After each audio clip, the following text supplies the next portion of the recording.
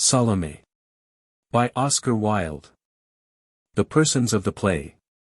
Herod Antipas, Tetrarch of Judea. Jokanaan, the prophet. The young Syrian, captain of the guard. Tigellinus, a young Roman. A Cappadocian. A Nubian. First soldier. Second soldier. The page of Herodias. Jews, Nazarenes, etc. A slave. Naaman, the executioner. Herodias, wife of the Tetrarch. Salome, daughter of Herodias. The slaves of Salome. How do you find this book? Any thoughts about the book or the author? Any suggestion for improvement? Please take a moment to share your thoughts in a comment. If you like it, share it with your friends who might enjoy it as well. Subscribe to keep in touch. Visit completeaudiobooks.com for more quality content.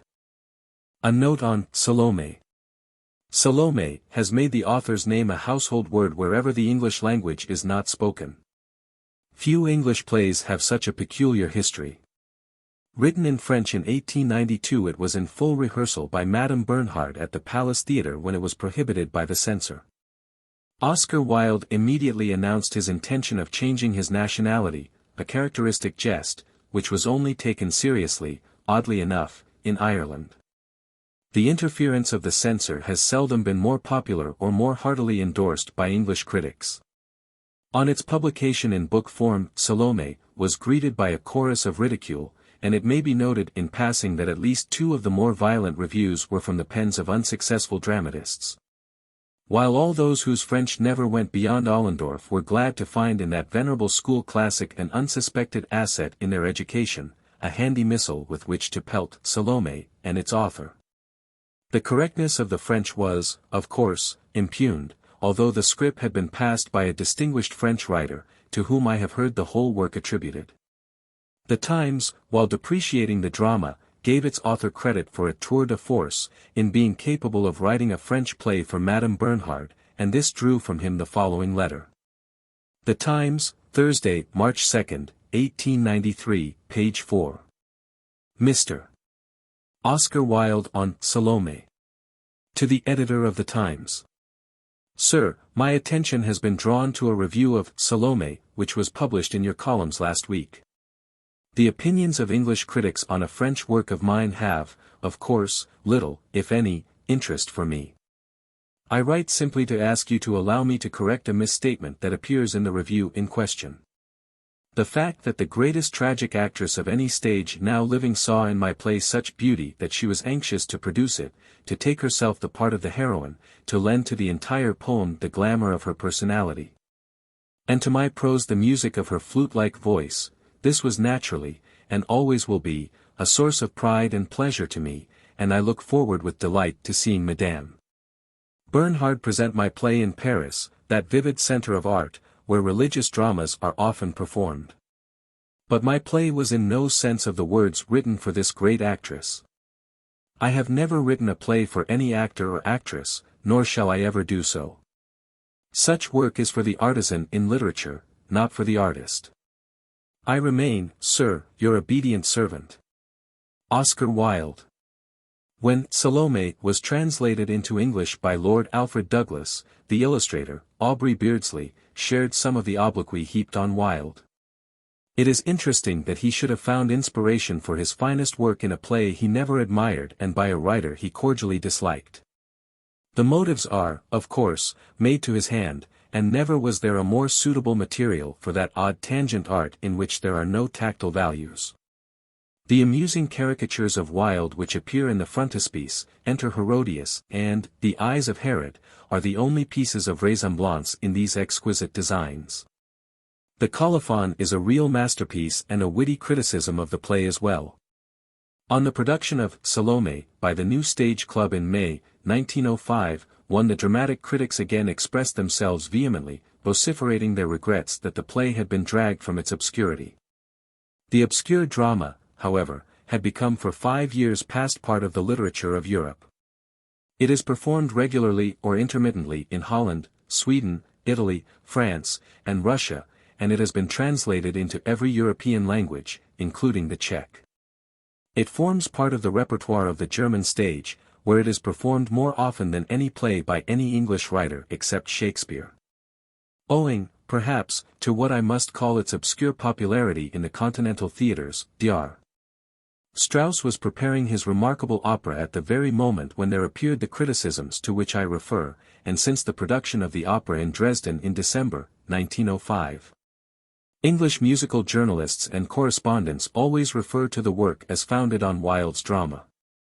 That is the only way in which they can evade an awkward truth, a palpable contravention to their own wishes and theories. The music, however, has been set to the actual words of Salome in Madame Hedwig Lachmann's admirable translation. The words have not been transfigured into ordinary operatic nonsense to suit the score, or the susceptibilities of the English people. I observe that admirers of Dr. Strauss are a little mortified that the great master should have found an occasion for composition in a play which they long ago consigned to oblivion and the shambles of Aubrey Beardsley.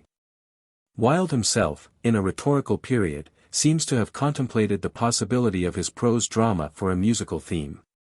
In De Profundis, he says, the refrains, whose recurring motifs make Salome so like a piece of music, and bind it together as a ballad. He was still incarcerated in 1896, when Mons. Louigny Poe produced the play for the first time at the Théâtre Libre in Paris, with Lena Muntz in the title role. A rather pathetic reference to this occasion occurs in a letter Wilde wrote to me from Reading. Please say how gratified I was at the performance of my play, and have my thanks conveyed to Louigny Poe. It is something that at a time of disgrace and shame I should still be regarded as an artist. I wish I could feel more pleasure, but I seem dead to all emotions except those of anguish and despair. However, please let Louigny Poe know that I am sensible of the honor he has done me. He is a poet himself. Write to me in answer to this, and try and see what Lemaitre, Bauer, and Sarcey said of Salome. The bias of personal friendship precludes me from praising or defending Salome, even if it were necessary to do so. Nothing I might say would add to the reputation of its detractors. Its sources are obvious. Particularly Flaubert and Maeterlinck, in whose peculiar and original style it is an essay. A critic, for whom I have a greater regard than many of his contemporaries, says that Salome is only a catalogue. But a catalogue can be intensely dramatic, as we know when the performance takes place at Christie's. Few plays are more exciting than an auction in King Street when the stars are fighting for Sisera. It has been remarked that Wilde confuses Herod the Great, Mat. 11:1, Herod Antipas, Mat. 14:3, and Herod Agrippa, Acts 13, but the confusion is intentional, as in medieval mystery plays Herod is taken for a type, not an historical character. And the criticism is about as valuable as that of people who laboriously point out the anachronisms in Beardsley's designs. With reference to the charge of plagiarism brought against Salome and its author, I venture to mention a personal recollection. Wilde complained to me one day that someone in a well-known novel had stolen an idea of his. I pleaded in defense of the culprit that Wilde himself was a fearless literary thief. My dear fellow, he said, with his usual drawling emphasis, when I see a monstrous tulip with 4 wonderful petals in someone else's garden, I am impelled to grow a monstrous tulip with 5 wonderful petals. But that is no reason why someone should grow a tulip with only 3 petals. That was Oscar Wilde. Robert Ross. Salome. Scene. A great terrace in the palace of Herod, set above the banqueting hall. Some soldiers are leaning over the balcony. To the right there is a gigantic staircase, to the left, at the back, an old cistern surrounded by a wall of green bronze. Moonlight. The young Syrian, how beautiful is the Princess Salome tonight. The page of Herodias, look at the moon. How strange the moon seems. She is like a woman rising from a tomb. She is like a dead woman. You would fancy she was looking for dead things. The young Syrian, she has a strange look. She is like a little princess who wears a yellow veil, and whose feet are of silver. She is like a princess who has little white doves for feet. You would fancy she was dancing. The page of Herodias, she is like a woman who is dead. She moves very slowly. Noise in the banqueting hall. First soldier, what an uproar. Who are those wild beasts howling? Second soldier, the Jews. They are always like that. They are disputing about their religion. First soldier, why do they dispute about their religion? Second soldier, I cannot tell. They are always doing it. The Pharisees, for instance, say that there are angels, and the Sadducees declare that angels do not exist. First soldier, I think it is ridiculous to dispute about such things. The young Syrian, how beautiful is the Princess Salome tonight. The page of Herodias, you are always looking at her. You look at her too much. It is dangerous to look at people in such fashion. Something terrible may happen. The young Syrian, she is very beautiful tonight. First soldier, the Tetrarch has a somber look. Second soldier, yes, he has a somber look. First soldier, he is looking at something. Second soldier, he is looking at someone. First soldier, at whom is he looking? Second soldier, I cannot tell. The young Syrian, how pale the princess is. Never have I seen her so pale. She is like the shadow of a white rose in a mirror of silver. The page of Herodias, you must not look at her. You look too much at her. First soldier, Herodias has filled the cup of the Tetrarch. The Cappadocian, is that the Queen Herodias, she who wears a black mitre sewn with pearls, and whose hair is powdered with blue dust? First soldier, yes, that is Herodias, the Tetrarch's wife. Second soldier, the Tetrarch is very fond of wine. He has wine of 3 sorts. One which is brought from the island of Samothrace, and is purple like the cloak of Caesar. The Cappadocian, I have never seen Caesar. Second soldier, another that comes from a town called Cyprus, and is yellow like gold. The Cappadocian, I love gold. Second soldier, and the third is a wine of Sicily. That wine is red like blood.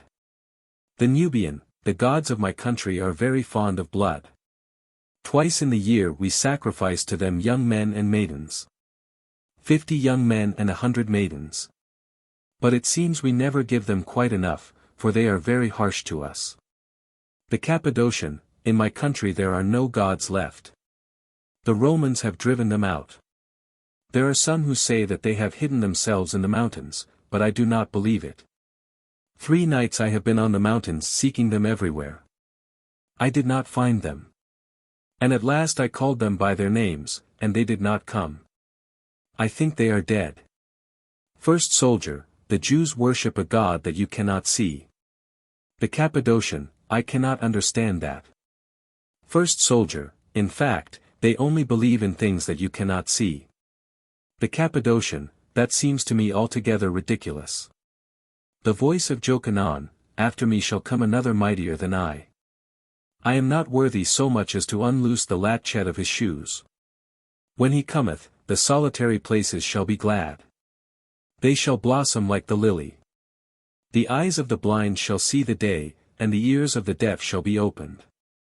The newborn child shall put his hand upon the dragon's lair, he shall lead the lions by their manes. Second soldier, make him be silent. He is always saying ridiculous things. First soldier, no, no. He is a holy man. He is very gentle, too. Every day, when I give him to eat he thanks me. The Cappadocian, who is he? First soldier, a prophet. The Cappadocian, what is his name? First soldier, Jokanaan. The Cappadocian, whence comes he? First soldier, from the desert, where he fed on locusts and wild honey. He was clothed in camel's hair, and round his loins he had a leathern belt. He was very terrible to look upon. A great multitude used to follow him. He even had disciples. The Cappadocian, what is he talking of? First soldier, we can never tell. Sometimes he says terrible things, but it is impossible to understand what he says. The Cappadocian, may one see him? First soldier, no. The Tetrarch has forbidden it. The young Syrian, the princess has hidden her face behind her fan. Her little white hands are fluttering like doves that fly to their dovecots. They are like white butterflies. They are just like white butterflies. The page of Herodias, what is that to you? Why do you look at her? You must not look at her. Something terrible may happen. The Cappadocian, pointing to the cistern. What a strange prison. Second soldier, it is an old cistern. The Cappadocian, an old cistern. It must be very unhealthy. Second soldier, oh no. For instance, the Tetrarch's brother, his elder brother, the first husband of Herodias the queen, was imprisoned there for 12 years. It did not kill him. At the end of the 12 years he had to be strangled. The Cappadocian, strangled? Who dared to do that? Second soldier, pointing to the executioner, a huge Negro. That man yonder, Naaman. The Cappadocian, he was not afraid. Second soldier, oh no. The Tetrarch sent him the ring. The Cappadocian, what ring? Second soldier, the death ring. So he was not afraid. The Cappadocian, yet it is a terrible thing to strangle a king. First soldier, why? Kings have but one neck, like other folk. The Cappadocian, I think it terrible. The young Syrian, the princess rises. She is leaving the table. She looks very troubled. Ah, she is coming this way. Yes, she is coming towards us. How pale she is. Never have I seen her so pale. The page of Herodias, do not look at her. I pray you not to look at her. The young Syrian, she is like a dove that has strayed. She is like a narcissus trembling in the wind. She is like a silver flower. Enter Salome. Salome, I will not stay. I cannot stay. Why does the Tetrarch look at me all the while with his mole's eyes under his shaking eyelids? It is strange that the husband of my mother looks at me like that. I know not what it means. In truth, yes, I know it. The young Syrian, you have just left the feast, princess. Salome, how sweet the air is here. I can breathe here. Within there are Jews from Jerusalem who are tearing each other in pieces over their foolish ceremonies, and barbarians who drink, and spill their wine on the pavement, and Greeks from Smyrna with painted eyes and painted cheeks. And frizzed hair curled in twisted coils, and silent, subtle Egyptians, with long nails of jade and russet cloaks, and Romans brutal and coarse, with their uncouth jargon. Ah! How I loathe the Romans! They are rough and common, and they give themselves the airs of noble lords. The young Syrian, will you be seated, princess? The page of Herodias, why do you speak to her? Why do you look at her? Oh! Something terrible will happen. Salome, how good to see the moon. She is like a little piece of money, you would think she was a little silver flower. The moon is cold and chaste. I am sure she is a virgin, she has a virgin's beauty. Yes, she is a virgin. She has never defiled herself. She has never abandoned herself to men, like the other goddesses. The voice of Jokenaan, the Lord hath come. The Son of Man hath come. The centaurs have hidden themselves in the rivers, and the sirens have left the rivers, and are lying beneath the leaves of the forest. Salome, who was that who cried out? Second soldier, the prophet, princess. Salome, ah, the prophet. He of whom the Tetrarch is afraid. Second soldier, we know nothing of that, princess. It was the prophet Jokanaan who cried out. The young Syrian, is it your pleasure that I bid them bring your litter, princess? The night is fair in the garden. Salome, he says terrible things about my mother, does he not? Second soldier, we never understand what he says, princess. Salome, yes, he says terrible things about her. Enter a slave. The slave, princess, the Tetrarch prays you to return to the feast. Salome, I will not go back. The young Syrian, pardon me, princess, but if you do not return some misfortune may happen. Salome, is he an old man, this prophet? The young Syrian, princess, it were better to return. Suffer me to lead you in. Salome, this prophet, is he an old man? First soldier, no, princess, he is quite a young man. Second soldier, you cannot be sure. There are those who say he is Elias. Salome, who is Elias? Second soldier, a very ancient prophet of this country, princess. The slave, what answer may I give the Tetrarch from the princess? The voice of Jokanaan, rejoice not thou, land of Palestine, because the rod of him who smote thee is broken. For from the seed of the serpent shall come forth a basilisk, and that which is born of it shall devour the birds. Salome, what a strange voice. I would speak with him. First soldier, I fear it is impossible, princess. The Tetrarch does not wish anyone to speak with him. He has even forbidden the high priest to speak with him. Salome, I desire to speak with him. First soldier, it is impossible, princess. Salome, I will speak with him. The young Syrian, would it not be better to return to the banquet?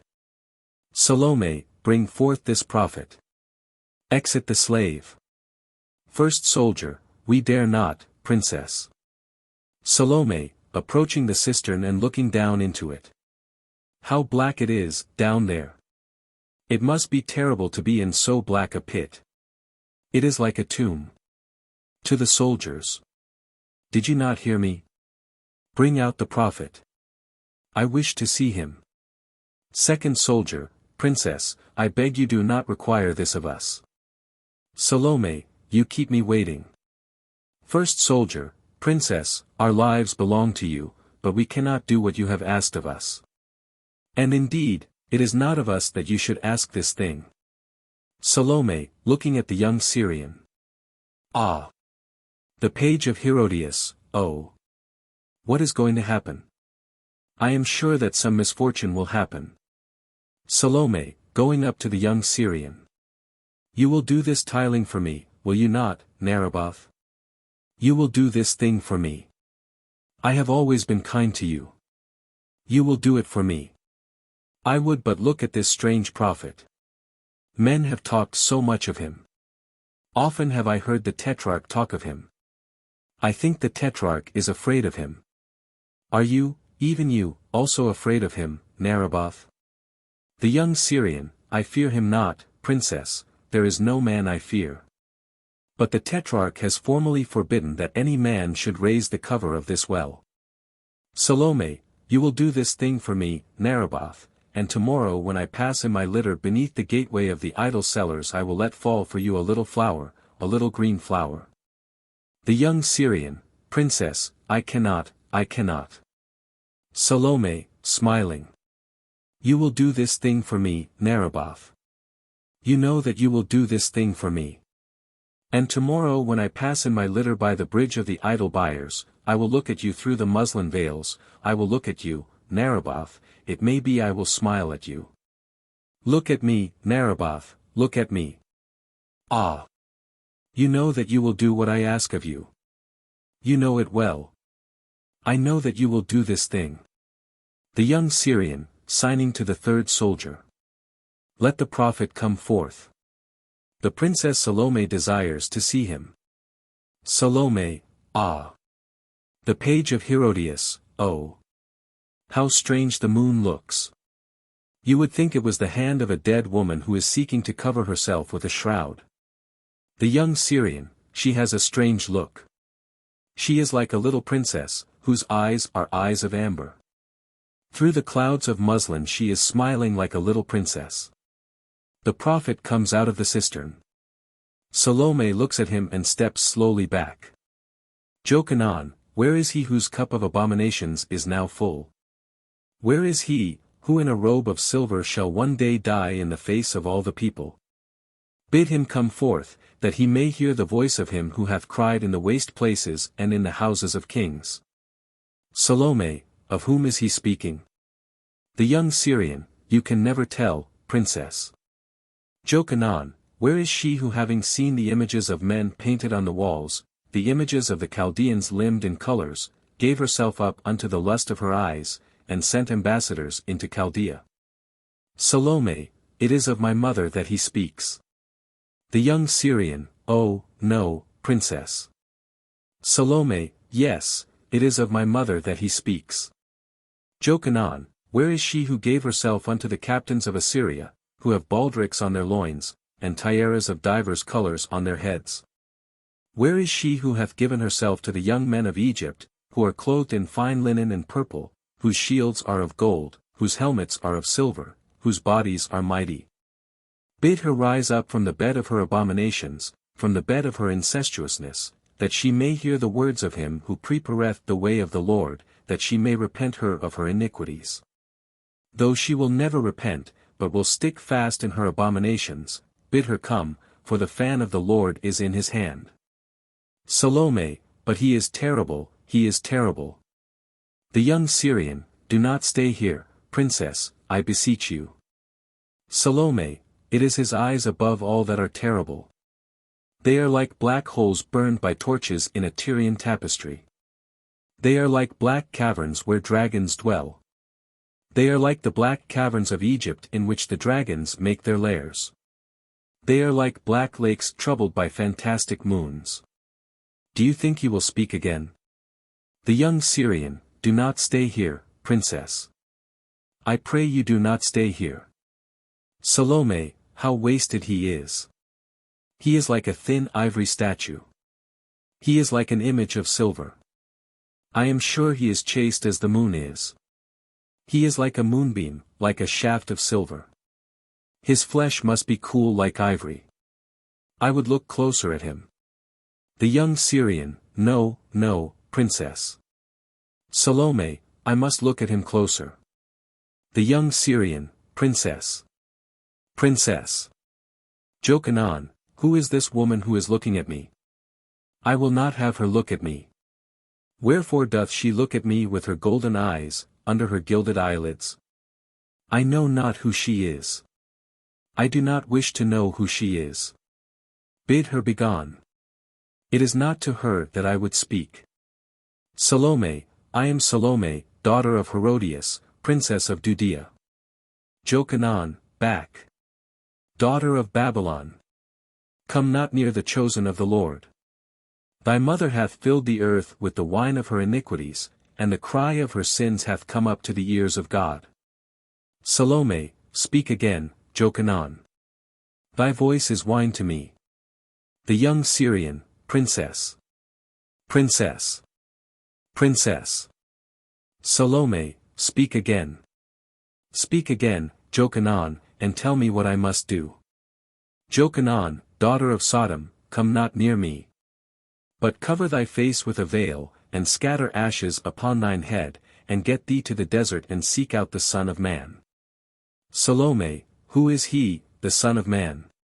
Is he as beautiful as thou art, Jokenaan? Jokenaan, get thee behind me.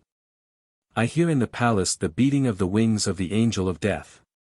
The young Syrian, princess, I beseech thee to go within. Jokenaan, angel of the Lord God, what dost thou here with thy sword? Whom seekest thou in this foul palace? The day of him who shall die in a robe of silver has not yet come. Salome, Jokenaan. Jokenaan, who speaketh? Salome, Jokenaan, I am amorous of thy body. Thy body is white like the lilies of a field that the mower hath never mowed. Thy body is white like the snows that lie on the mountains, like the snows that lie on the mountains of Judea, and come down into the valleys. The roses in the garden of the Queen of Arabia are not so white as thy body. Neither the roses in the garden of the Queen of Arabia, the perfumed garden of spices of the Queen of Arabia, nor the feet of the dawn when they light on the leaves, nor the breast of the moon when she lies on the breast of the sea. There is nothing in the world so white as thy body. Let me touch thy body. Jokanaan, back. Daughter of Babylon. By woman came evil into the world. Speak not to me. I will not listen to thee. I listen but to the voice of the Lord God. Salome, thy body is hideous. It is like the body of a leper. It is like a plastered wall where vipers have crawled, like a plastered wall where the scorpions have made their nest. It is like a whitened sepulchre full of loathsome things. It is horrible, thy body is horrible. It is of thy hair that I am enamored, Jokenaan. Thy hair is like clusters of grapes, like the clusters of black grapes that hang from the vine trees of Edom in the land of the Edomites. Thy hair is like the cedars of Lebanon, like the great cedars of Lebanon that give their shade to the lions and to the robbers who would hide themselves by day. The long black nights, when the moon hides her face, when the stars are afraid, are not so black. The silence that dwells in the forest is not so black. There is nothing in the world so black as thy hair. Let me touch thy hair. Jokanaan, back, daughter of Sodom. Touch me not. Profane not the temple of the Lord God. Salome, thy hair is horrible. It is covered with mire and dust. It is like a crown of thorns which they have placed on thy forehead. It is like a knot of black serpents writhing round thy neck. I love not thy hair. It is thy mouth that I desire, Jokanaan. Thy mouth is like a band of scarlet on a tower of ivory. It is like a pomegranate cut with a knife of ivory. The pomegranate flowers that blossom in the gardens of Tyre, and are redder than roses, are not so red. The red blasts of trumpets that herald the approach of kings, and make afraid the enemy, are not so red. Thy mouth is redder than the feet of those who tread the wine in the winepress. Thy mouth is redder than the feet of the doves who haunt the temples and are fed by the priests. It is redder than the feet of him who cometh from a forest where he hath slain a lion, and seen gilded tigers. Thy mouth is like a branch of coral that fishers have found in the twilight of the sea, the coral that they keep for the kings. It is like the vermilion that the Moabites find in the mines of Moab, the vermilion that the kings take from them. It is like the bow of the king of the Persians, that is painted with vermilion, and is tipped with coral. There is nothing in the world so red as thy mouth. Let me kiss thy mouth. Jokanaan, never. Daughter of Babylon. Daughter of Sodom. Never. Salome, I will kiss thy mouth, Jokanaan. I will kiss thy mouth. The young Syrian, princess, princess, thou who art like a garden of myrrh, thou who art the dove of all doves, look not at this man, look not at him. Do not speak such words to him. I cannot suffer them. Princess, princess, do not speak these things. Salome, I will kiss thy mouth, Jokanaan. The young Syrian, ah. He kills himself and falls between Salome and Jokanaan. The page of Herodias, the young Syrian has slain himself. The young captain has slain himself. He has slain himself who was my friend. I gave him a little box of perfumes and earrings wrought in silver, and now he has killed himself. Ah, did he not foretell that some misfortune would happen? I, too, foretold it, and it has happened. Well, I knew that the moon was seeking a dead thing, but I knew not that it was he whom she sought. Ah! Why did I not hide him from the moon? If I had hidden him in a cavern she would not have seen him. First soldier, princess, the young captain has just killed himself. Salome, let me kiss thy mouth, Jokanaan. Jokanaan, art thou not afraid, daughter of Herodias? Did I not tell thee that I had heard in the palace the beatings of the wings of the angel of death, and hath he not come, the angel of death? Salome, let me kiss thy mouth. Jokanaan, daughter of adultery, there is but one who can save thee, it is he of whom I spake. Go seek him. He is in a boat on the sea of Galilee, and he talketh with his disciples. Kneel down on the shore of the sea, and call unto him by his name. When he cometh to thee, and to all who call on him he cometh, bow thyself at his feet and ask of him the remission of thy sins. Salome, let me kiss thy mouth. Jokanaan, cursed be thou. Daughter of an incestuous mother, be thou accursed. Salome, I will kiss thy mouth, Jokanaan. Jokenaan, I do no wish to look at thee. I will not look at thee, thou art accursed, Salome, thou art accursed. He goes down into the cistern. Salome, I will kiss thy mouth, Jokenaan. I will kiss thy mouth. First soldier, we must bear away the body to another place. The Tetrarch does not care to see dead bodies, save the bodies of those whom he himself has slain. The page of Herodias, he was my brother, and nearer to me than a brother. I gave him a little box full of perfumes, and a ring of agate that he wore always on his hand. In the evening we used to walk by the river, among the almond trees, and he would tell me of the things of his country. He spake ever very low. The sound of his voice was like the sound of the flute, of a flute player. Also he much loved to gaze at himself in the river. I used to reproach him for that. Second soldier, you are right, we must hide the body. The Tetrarch must not see it. First soldier, the Tetrarch will not come to this place. He never comes on the terrace. He is too much afraid of the prophet. Enter Herod, Herodias, and all the court. Herod, where is Salome? Where is the princess? Why did she not return to the banquet as I commanded her? Ah! There she is. Herodias, you must not look at her. You are always looking at her. Herod, the moon has a strange look tonight. Has she not a strange look?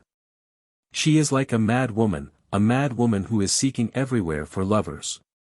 She is naked too. She is quite naked. The clouds are seeking to clothe her nakedness, but she will not let them.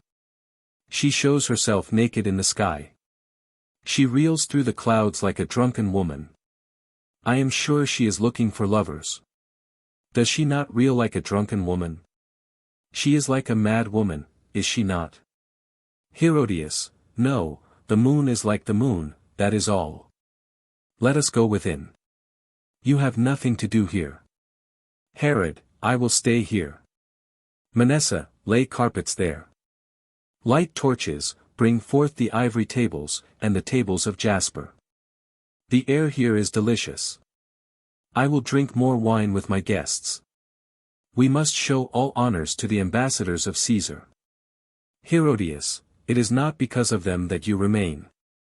Herod, yes, the air is delicious. Come, Herodias, our guests await us. Ah! I have slipped. I have slipped in blood. It is an ill omen. It is a very evil omen. Wherefore is there blood here? And this body, what does this body here? Think you I am like the king of Egypt, who gives no feast to his guests but that he shows them a corpse? Whose is it? I will not look on it. First soldier, it is our captain, sire. He is the young Syrian whom you made captain only 3 days ago. Herod, I gave no order that he should be slain. Second soldier, he killed himself, sire. Herod, for what reason? I had made him captain. Second soldier, we do not know, sire. But he killed himself. Herod, that seems strange to me. I thought it was only the Roman philosophers who killed themselves. Is it not true, Tigellinus, that the philosophers at Rome kill themselves? Tigellinus, there are some who kill themselves, sire. They are the Stoics. The Stoics are coarse people. They are ridiculous people. I myself regard them as being perfectly ridiculous. Herod, I also. It is ridiculous to kill oneself. Tigellinus, everybody at Rome laughs at them. The emperor has written a satire against them. It is recited everywhere. Herod, ah! He has written a satire against them. Caesar is wonderful. He can do everything. It is strange that the young Syrian has killed himself. I am sorry he has killed himself. I am very sorry, for he was fair to look upon. He was even very fair. He had very languorous eyes. I remember that I saw that he looked languorously at Salome. Truly, I thought he looked too much at her. Herodias, there are others who look at her too much. Herod, his father was a king. I drove him from his kingdom. And you made a slave of his mother, who was a queen, Herodias. So he was here as my guest, as it were, and for that reason I made him my captain. I am sorry he is dead. Ho! Why have you left the body here? I will not look at it, away with it. They take away the body. It is cold here. There is a wind blowing. Is there not a wind blowing? Herodias, no, there is no wind. Herod, I tell you there is a wind that blows. And I hear in the air something that is like the beating of wings, like the beating of vast wings. Do you not hear it? Herodias, I hear nothing. Herod, I hear it no longer. But I heard it. It was the blowing of the wind, no doubt. It has passed away. But no, I hear it again. Do you not hear it? It is just like the beating of wings. Herodias, I tell you there is nothing. You are ill. Let us go within. Herod, I am not ill. It is your daughter who is sick. She has the mien of a sick person. Never have I seen her so pale. Herodias, I have told you not to look at her. Herod, pour me forth wine, wine is brought. Salome, come drink a little wine with me. I have here a wine that is exquisite. Caesar himself sent it me. Dip into it thy little red lips, that I may drain the cup. Salome, I am not thirsty, Tetrarch. Herod, you hear how she answers me, this daughter of yours? Herodias, she does right. Why are you always gazing at her? Herod, bring me ripe fruits, fruits are brought. Salome, come and eat fruit with me. I love to see in a fruit the mark of thy little teeth. Bite but a little of this fruit and then I will eat what is left. Salome, I am not hungry, Tetrarch. Herod, to Herodias. You see how you have brought up this daughter of yours. Herodias, my daughter and I come of a royal race. As for thee, thy father was a camel driver. He was also a robber. Herod, thou least. Herodias, thou knowest well that it is true. Herod, Salome, come and sit next to me. I will give thee the throne of thy mother. Salome, I am not tired, Tetrarch. Herodias, you see what she thinks of you. Herod, bring me, what is it that I desire? I forget. Ah! Ah! I remember. The voice of Jokenaan, lo! The time is come. That which I foretold has come to pass, saith the Lord God.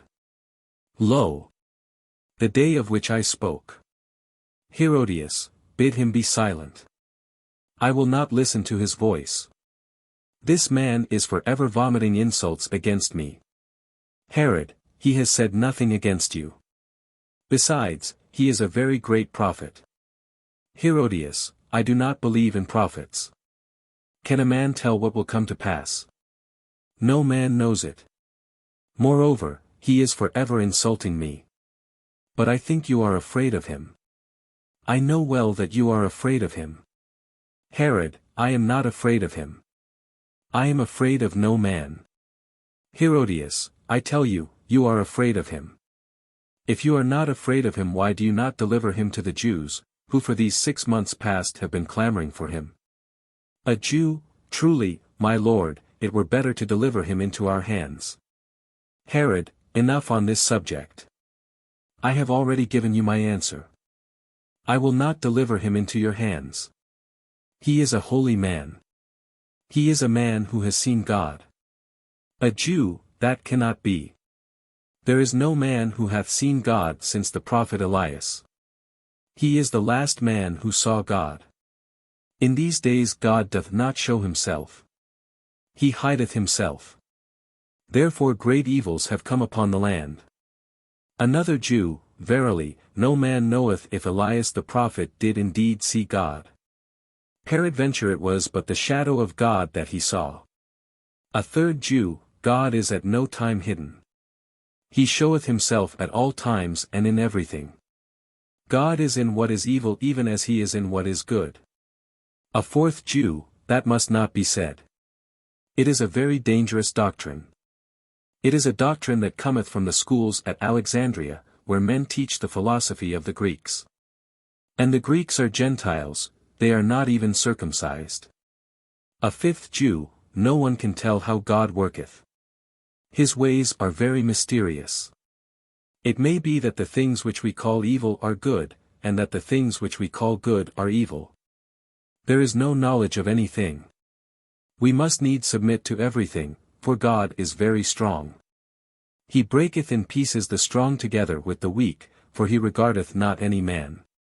First Jew, thou speaketh truly. God is terrible, he breaketh the strong and the weak as a man brays corn in a mortar.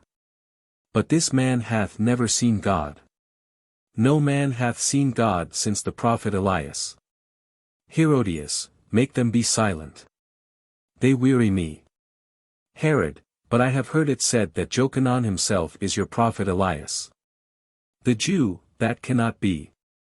It is more than 300 years since the days of the prophet Elias. Herod, there be some who say that this man is the prophet Elias. A Nazarene, I am sure that he is the prophet Elias. The Jew, nay, but he is not the prophet Elias. The voice of Jokanaan, so the day is come, the day of the Lord, and I hear upon the mountains the feet of him who shall be the Saviour of the world. Herod, what does that mean? The Saviour of the world. Tigellinus, it is a title that Caesar takes.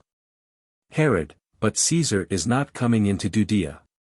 Only yesterday I received letters from Rome. They contained nothing concerning this matter. And you, Tigellinus, who were at Rome during the winter, you heard nothing concerning this matter, did you? Tigellinus, sire, I heard nothing concerning the matter. I was explaining the title. It is one of Caesar's titles. Herod, but Caesar cannot come. He is too gouty. They say that his feet are like the feet of an elephant. Also there are reasons of state. He who leaves Rome loses Rome. He will not come. Howbeit, Caesar is Lord, he will come if he wishes. Nevertheless, I do not think he will come. First Nazarene, it was not concerning Caesar that the prophet spake these words, sire. Herod, not of Caesar. First Nazarene, no, sire. Herod, concerning whom then did he speak? First Nazarene, concerning Messias who has come. A Jew, Messiah hath not come. First Nazarene, he hath come, and everywhere he worketh miracles. Herodias, ho! Ho! Miracles. I do not believe in miracles. I have seen too many. To the page. My fan. First Nazarene, this man worketh true miracles. Thus, at a marriage which took place in a little town of Galilee, a town of some importance, he changed water into wine. Certain persons who were present related it to me. Also he healed 2 lepers that were seated before the gate of Capernaum simply by touching them. Second Nazarene, nay, it was blind men that he healed at Capernaum. First Nazarene, nay, they were lepers. But he hath healed blind people also, and he was seen on a mountain talking with angels. A Sadducee, angels do not exist. A Pharisee, angels exist, but I do not believe that this man has talked with them. First Nazarene, he was seen by a great multitude of people talking with angels. A Sadducee, not with angels. Herodias, how these men weary me. They are ridiculous. To the page. Well. My fan. The page gives her the fan. You have a dreamer's look, you must not dream. It is only sick people who dream. She strikes the page with her fan. Second Nazarene, there is also the miracle of the daughter of Jairus. First Nazarene, yes, that is sure. No man can gainsay it. Herodias, these men are mad. They have looked too long on the moon. Command them to be silent. Herod, what is this miracle of the daughter of Jairus? First Nazarene, the daughter of Jairus was dead. He raised her from the dead. Herod, he raises the dead. First Nazarene, sire, he riseth the dead. Herod, I do not wish him to do that. I forbid him to do that. I allow no man to raise the dead. This man must be found and told that I forbid him to raise the dead. Where is this man at present? Second Nazarene, he is in every place, my lord, but it is hard to find him. First Nazarene, it is said that he is now in Samaria. A Jew, it is easy to see that this is not Messias, if he is in Samaria. It is not to the Samaritans that Messias shall come. The Samaritans are accursed. They bring no offerings to the temple. Second Nazarene, he left Samaria a few days since. I think that at the present moment he is in the neighborhood of Jerusalem. First Nazarene, no, he is not there. I have just come from Jerusalem. For 2 months they have had no tidings of him. Herod, no matter. But let them find him, and tell him from me, I will not allow him to raise the dead.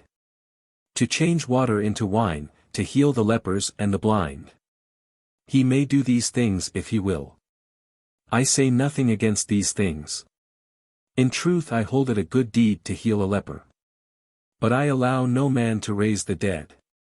It would be terrible if the dead came back. The voice of Jokanaan, ah! The wanton. The harlot. Ah!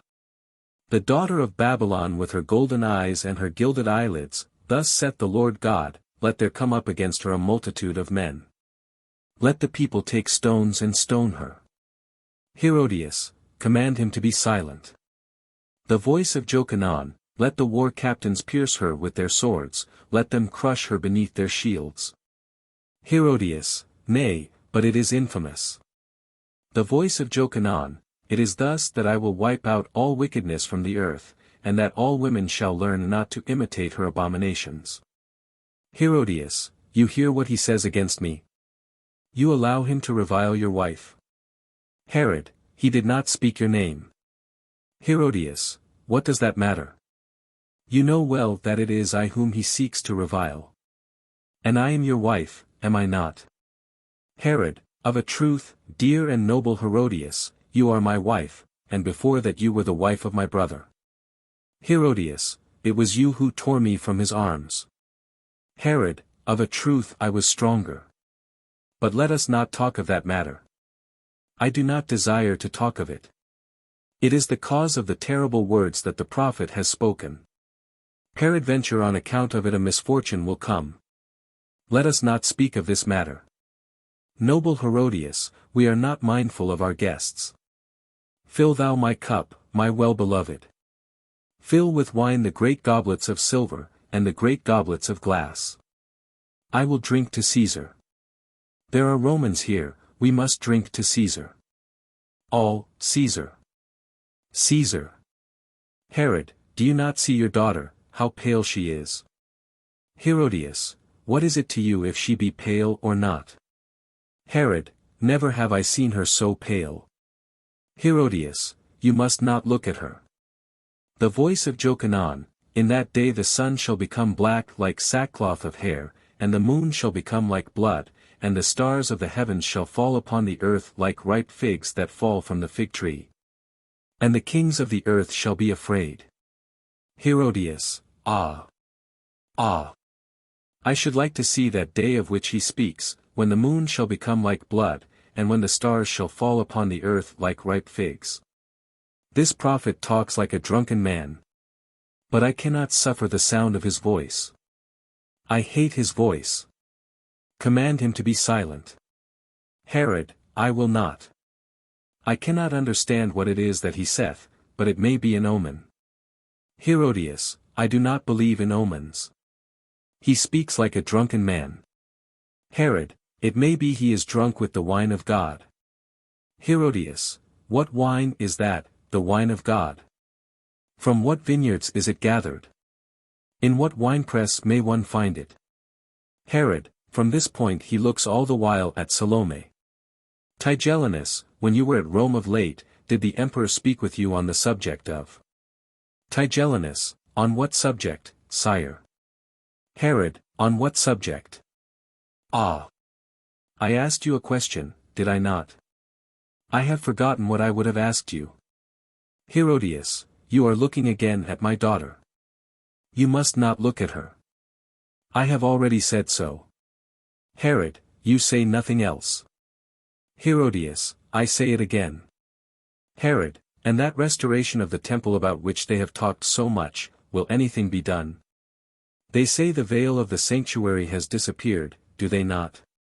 Herodias, it was thyself didst steal it. Thou speakest at random. I will not stay here. Let us go within. Herod, dance for me, Salome. Herodias, I will not have her dance. Salome, I have no desire to dance, Tetrarch. Herod, Salome, daughter of Herodias, dance for me. Herodias, let her alone. Herod, I command thee to dance, Salome. Salome, I will not dance, Tetrarch. Herodias, laughing. You see how she obeys you. Herod, what is it to me whether she dance or not? It is not to me. Tonight I am happy, I am exceeding happy. Never have I been so happy. First soldier, the Tetrarch has a somber look. Has he not a somber look? Second soldier, yes, he has a somber look. Herod, wherefore should I not be happy? Caesar, who is Lord of the world, who is Lord of all things, loves me well. He has just sent me most precious gifts. Also he has promised me to summon to Rome the king of Cappadocia, who is my enemy. It may be that at Rome he will crucify him, for he is able to do all things that he wishes. Verily, Caesar is Lord. Thus you see I have a right to be happy. Indeed, I am happy. I have never been so happy. There is nothing in the world that can mar my happiness. The voice of Jokenaan, he shall be seated on this throne. He shall be clothed in scarlet and purple. In his hand he shall bear a golden cup full of his blasphemies. And the angel of the Lord shall smite him. He shall be eaten of worms. Herodias, you hear what he says about you. He says that you will be eaten of worms. Herod, it is not of me that he speaks. He speaks never against me. It is of the king of Cappadocia that he speaks, the king of Cappadocia, who is mine enemy. It is he who shall be eaten of worms. It is not I. Never has he spoken word against me, this prophet, save that I sinned in taking to wife the wife of my brother. It may be he is right. For, of a truth, you are sterile. Herodias, I am sterile, I. You say that, you that are ever looking at my daughter, you that would have her dance for your pleasure. It is absurd to say that. I have borne a child.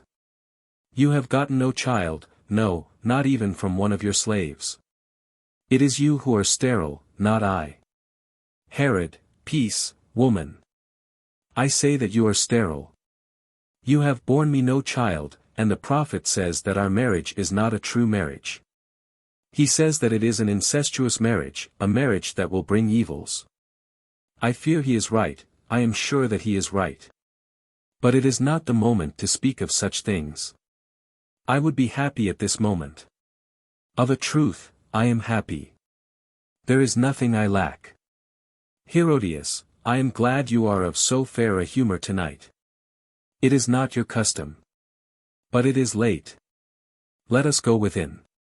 Do not forget that we hunt at sunrise. All honors must be shown to Caesar's ambassadors, must they not? Second soldier, what a somber look the Tetrarch wears. First soldier, yes, he wears a somber look. Herod, Salome, Salome, dance for me. I pray thee dance for me. I am sad tonight. Yes. I am passing sad tonight. When I came hither I slipped in blood, which is an evil omen, and I heard, I am sure I heard in the air a beating of wings, a beating of giant wings. I cannot tell what they mean. I am sad tonight. Therefore dance for me. Dance for me, Salome, I beseech you. If you dance for me you may ask of me what you will, and I will give it you, even unto the half of my kingdom. Salome, rising. Will you indeed give me whatsoever I shall ask, Tetrarch? Herodias, do not dance, my daughter. Herod, everything, even the half of my kingdom. Salome, you swear it, Tetrarch.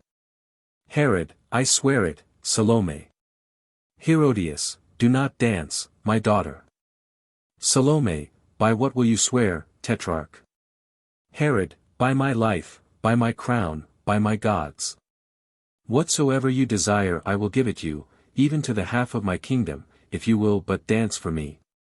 Oh, Salome, Salome, dance for me.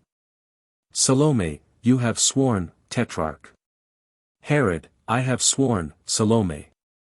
Salome, all this I ask, even the half of your kingdom. Herodias, my daughter, do not dance. Herod, even to the half of my kingdom. Thou wilt be passing fair as a queen, Salome, if it please thee to ask for the half of my kingdom. Will she not be fair as a queen? Ah! It is cold here. There is an icy wind, and I hear, wherefore do I hear in the air this beating of wings? Ah!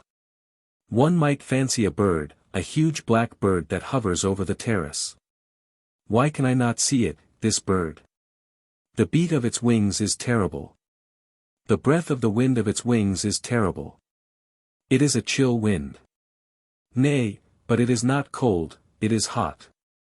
I am choking. Pour water on my hands. Give me snow to eat. Loosen my mantle. Quick! Quick! Loosen my mantle. Nay, but leave it. It is my garland that hurts me, my garland of roses. The flowers are like fire. They have burned my forehead. He tears the wreath from his head and throws it on the table. Ah!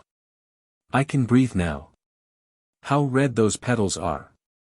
They are like stains of blood on the cloth. That does not matter. You must not find symbols in everything you see. It makes life impossible. It were better to say that stains of blood are as lovely as rose petals. It were better far to say that. But we will not speak of this. Now I am happy, I am passing happy. Have I not the right to be happy? Your daughter is going to dance for me. Will you not dance for me, Salome? You have promised to dance for me. Herodias, I will not have her dance. Salome, I will dance for you, Tetrarch. Herod, you hear what your daughter says. She is going to dance for me. You do well to dance for me, Salome. And when you have danced for me, forget not to ask of me whatsoever you wish. Whatsoever you wish I will give it you, even to the half of my kingdom. I have sworn it, have I not? Salome, you have sworn it, Tetrarch. Herod, and I have never broken my word. I am not of those who break their oaths. I know not how to lie. I am the slave of my word, and my word is the word of a king. The king of Cappadocia always lies, but he is no true king. He is a coward. Also he owes me money that he will not repay. He has even insulted my ambassadors. He has spoken words that were wounding. But Caesar will crucify him when he comes to Rome. I am sure that Caesar will crucify him. And if not, yet will he die, being eaten of worms. The prophet has prophesied it. Well. Wherefore dost thou tarry, Salome? Salome, I am awaiting until my slaves bring perfumes to me and the 7 veils, and take off my sandals. Slaves bring perfumes and the 7 veils, and take off the sandals of Salome. Herod, ah, you are going to dance with naked feet. 'Tis well, 'tis well. Your little feet will be like white doves. They will be like little white flowers that dance upon the trees. No, no, she is going to dance on blood. There is blood spilt on the ground. She must not dance on blood. It were an evil omen. Herodias, what is it to you if she dance on blood? Thou hast waded deep enough therein. Herod, what is it to me? Ah! Look at the moon. She has become red. She has become red as blood. Ah! The prophet prophesied truly. He prophesied that the moon would become red as blood. Did he not prophesy it? All of you heard him. And now the moon has become red as blood. Do ye not see it? Herodias, oh, yes, I see it well, and the stars are falling like ripe figs, are they not? And the sun is becoming black like sackcloth of hair, and the kings of the earth are afraid. That at least one can see. The prophet, for once in his life, was right, the kings of the earth are afraid. Let us go within. You are sick. They will say at Rome that you are mad. Let us go within, I tell you. The voice of Jokanaan, who is this who cometh from Edom, who is this who cometh from Basra, whose raiment is dyed with purple, who shineth in the beauty of his garments, who walketh mighty in his greatness? Wherefore is thy raiment stained with scarlet? Herodias, let us go within. The voice of that man maddens me. I will not have my daughter dance while he is continually crying out. I will not have her dance while you look at her in this fashion. In a word, I will not have her dance. Herod, do not rise, my wife, my queen, it will avail thee nothing. I will not go within till she hath danced.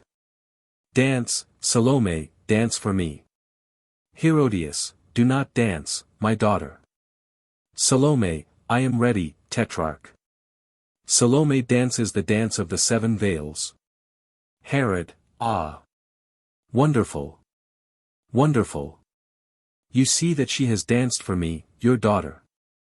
Come near, Salome, come near, that I may give you your reward. Ah! I pay the dancers well. I will pay thee royally. I will give thee whatsoever thy soul desireth. What wouldst thou have? Speak. Salome, kneeling. I would that they presently bring me in a silver charger. Herod, laughing. In a silver charger? Surely yes, in a silver charger. She is charming, is she not? What is it you would have in a silver charger, O sweet and fair Salome, you who are fairer than all the daughters of Judea? What would you have them bring thee in a silver charger? Tell me. Whatsoever it may be, they shall give it you. My treasures belong to thee. What is it, Salome? Salome, rising. The head of Jokenaan. Herodias, ah! That is well said, my daughter. Herod, no, no. Herodias, that is well said, my daughter. Herod, no, no, Salome. You do not ask me that. Do not listen to your mother's voice. She is ever giving you evil counsel. Do not heed her. Salome, I do not heed my mother. It is for mine own pleasure that I ask the head of Jokanaan in a silver charger. You hath sworn, Herod. Forget not that you have sworn an oath. Herod, I know it. I have sworn by my gods. I know it well. But I pray you, Salome, ask of me something else. Ask of me the half of my kingdom, and I will give it you. But ask not of me what you have asked. Salome, I ask of you the head of Jokenaan. Herod, no, no, I do not wish it. Salome, you have sworn, Herod. Herodias, yes, you have sworn. Everybody heard you. You swore it before everybody.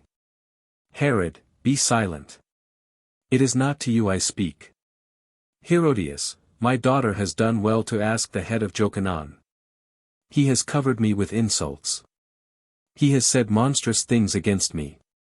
One can see that she loves her mother well. Do not yield, my daughter. He has sworn, he has sworn. Herod, be silent, speak not to me. Come, Salome, be reasonable. I have never been hard to you. I have ever loved you. It may be that I have loved you too much. Therefore ask not this thing of me. This is a terrible thing, an awful thing to ask of me. Surely, I think thou art jesting. The head of a man that is cut from his body is ill to look upon, is it not? It is not meet that the eyes of a virgin should look upon such a thing. What pleasure could you have in it? None. No, no, it is not what you desire. Hearken to me. I have an emerald, a great round emerald, which Caesar's minion sent me. If you look through this emerald you can see things which happen at a great distance. Caesar himself carries such an emerald when he goes to the circus. But my emerald is larger. I know well that it is larger. It is the largest emerald in the whole world. You would like that, would you not? Ask it of me and I will give it you. Salome, I demand the head of Jokenaan. Herod, you are not listening.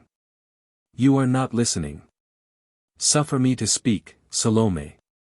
Salome, the head of Jokanaan. Herod, no, no, you would not have that.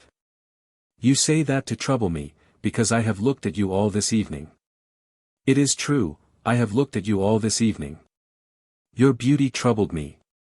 Your beauty has grievously troubled me, and I have looked at you too much. But I will look at you no more. Neither at things, nor at people should one look. Only in mirrors should one look, for mirrors do but show us masks. Oh! Oh! Bring wine. I thirst. Salome, Salome, let us be friends. Come now. Ah! What would I say? What was't? Ah! I remember. Salome, nay, but come nearer to me.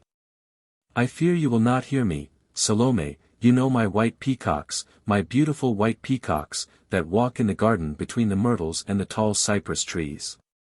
Their beaks are gilded with gold, and the grains that they eat are gilded with gold also, and their feet are stained with purple.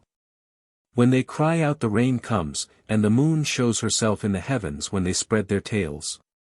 2 by 2 they walk between the cypress trees and the black myrtles, and each has a slave to tend it. Sometimes they fly across the trees, and anon they crouch in the grass, and round the lake. There are not in all the world birds so wonderful. There is no king in all the world who possesses such wonderful birds. I am sure that Caesar himself has no birds so fair as my birds. I will give you 50 of my peacocks. They will follow you whithersoever you go, and in the midst of them you will be like the moon in the midst of a great white cloud. I will give them all to you.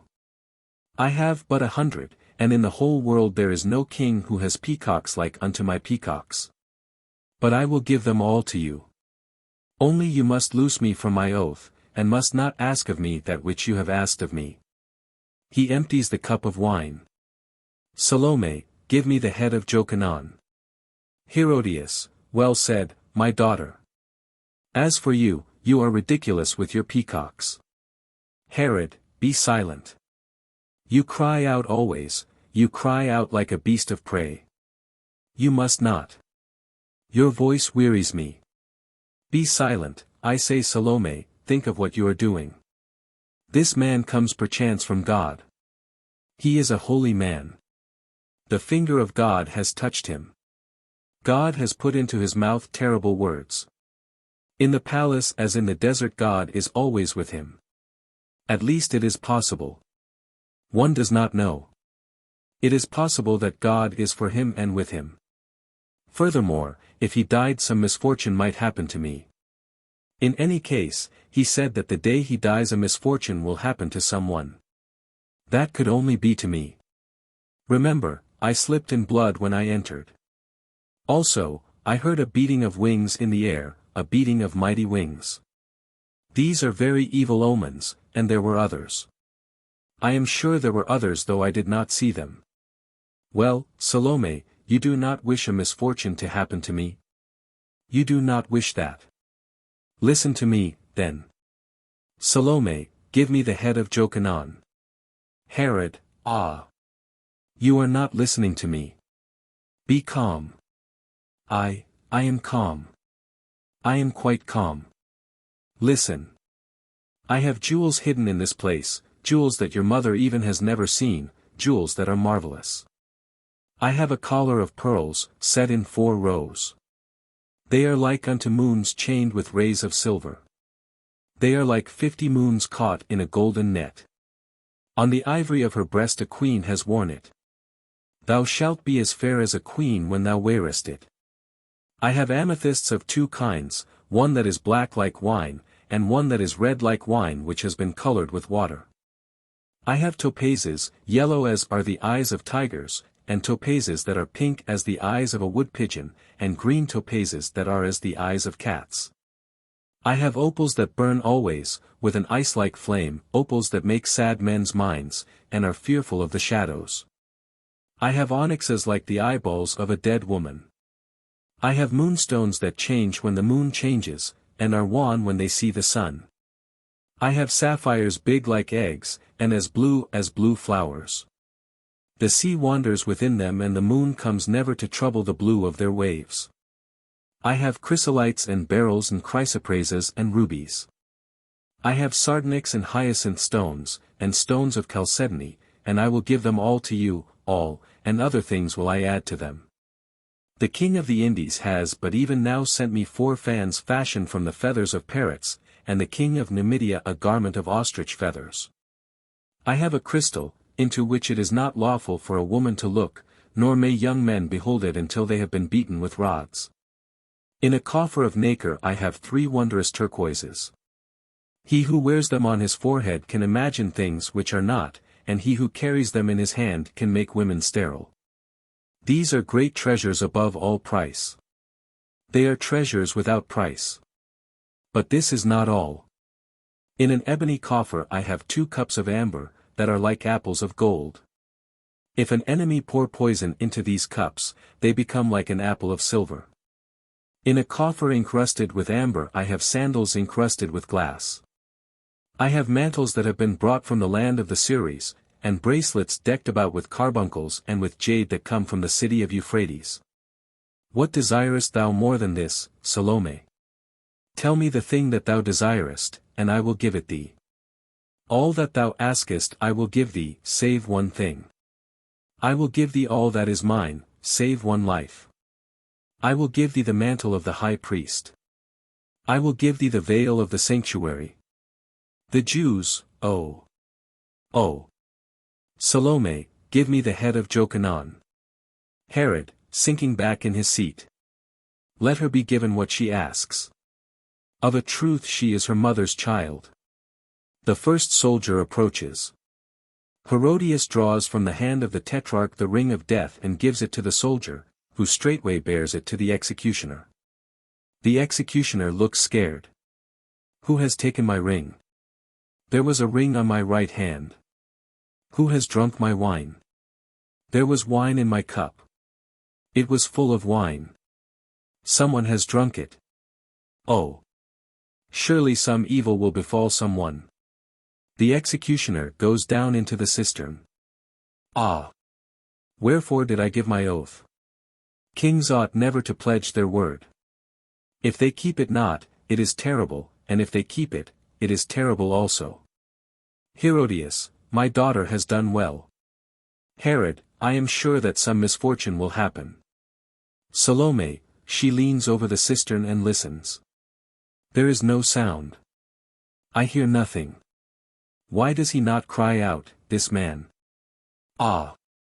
If any man sought to kill me, I would cry out, I would struggle, I would not suffer.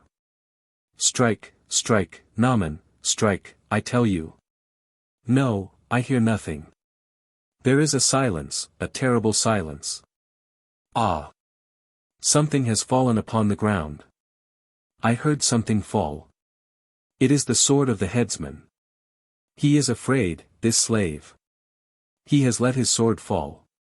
He dare not kill him. He is a coward, this slave. Let soldiers be sent. She sees the page of Herodias and addresses him. Come hither, thou wert the friend of him who is dead, is it not so? Well, I tell thee, there are not dead men enough. Go to the soldiers and bid them go down and bring me the thing I ask, the thing the Tetrarch has promised me, the thing that is mine. The page recoils. She turns to the soldiers. Hither, ye soldiers. Get ye down into this cistern and bring me the head of this man. The soldiers recoil.